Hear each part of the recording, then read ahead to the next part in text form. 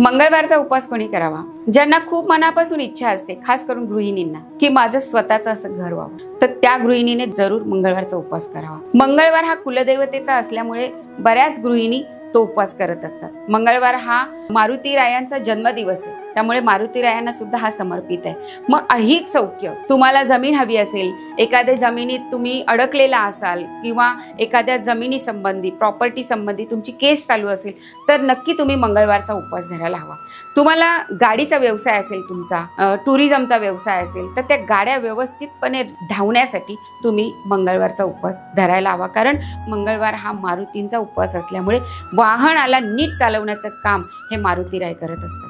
जेव्हा तुमच्या भावाभावांमध्ये वाद चालू असतात, सगळं काही चांगलं असतंय, पण एकमेकांची मनं एकमेकांना कळलेली नसतात, प्रेम असतं पण कुठेतरी विसंवाद निर्माण झालेला असतो, त्यांनी गणेशाची उपासना जरूर करावी, कारण गणपती हा बुद्धीचा देवता आहे, प्रेमाचा देवता आहे। तो त्या भावंडांना एकमेकांना चांगली बुद्धी देऊन विसंवाद झालेल्या भावंडांमध्ये संवाद घडवण्याचं काम गणपती बाप्पा नेहमी करतो। हे सर्व प्रकारचं सुख देण्याचं काम मंगळ हा देव करत असतो, म्हणून तुम्ही मंगळवारचा उपवास किंवा मंगळवारचं व्रत हे जरूर करावं।